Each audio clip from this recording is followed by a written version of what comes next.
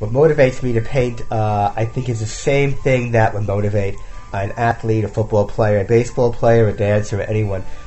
You have a message, you have something inside of yourself, and you want to get it out. You want to get those feelings and those emotions out. And it's not enough just to talk about it or walk around in your head thinking about it.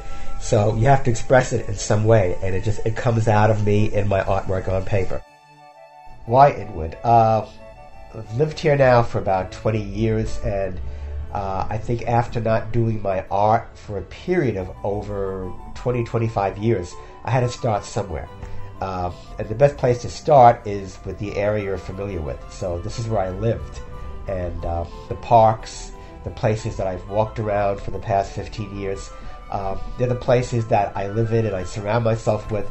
So I thought, why not start with where I live and go from there.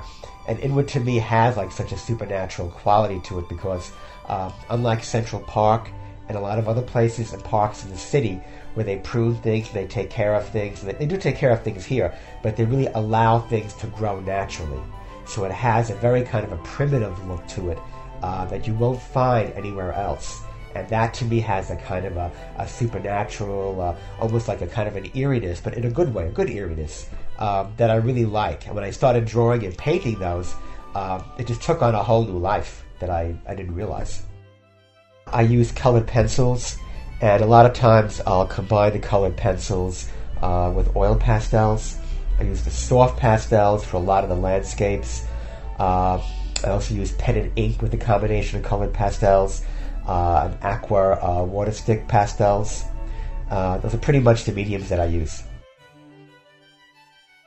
The people that I love are Georgia O'Keeffe, Van Gogh, Lionel Feininger, Chagall. All their work is a big impact on what I do because there's a real force, there's an energy, there's a life behind what they do in the colors, and there's a movement. And I think that in art, even though it's on a flat surface and it's still, you want it to have a movement and a life. And their work really shows that to me. So it was always eye-popping.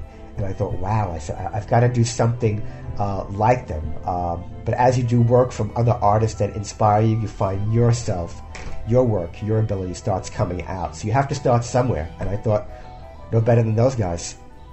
I think anything in the arts that always expresses the invisible. I mean, the whole point of being an actor is you're expressing what's happening inside. Whether it's love, joy, loneliness, fear, it's always the invisible things that's coming out in your work. And it really comes out in art. So I feel that in every inch of it, my passion, my faith, who I am, comes out in my work. So I think it's that invisible spirit. And again, you can see that there's an energy, there's a force, there's a movement, there's a life. And I always try to capture the invisible behind the visible, the supernatural, I should say. The supernatural behind the natural, because that really makes it come alive. So when I think of Christ, I think of resurrection life. And that's what I want people to see when they look at nature, when they look at my abstract work, all the things that they do, that there is another force behind that. And I think that's the force, that's the spirit, that's the invisible force that's really coming out through my hands and my work. And it's how I live, how I breathe, how I think. All those things are a part of my faith, and that comes out in your work.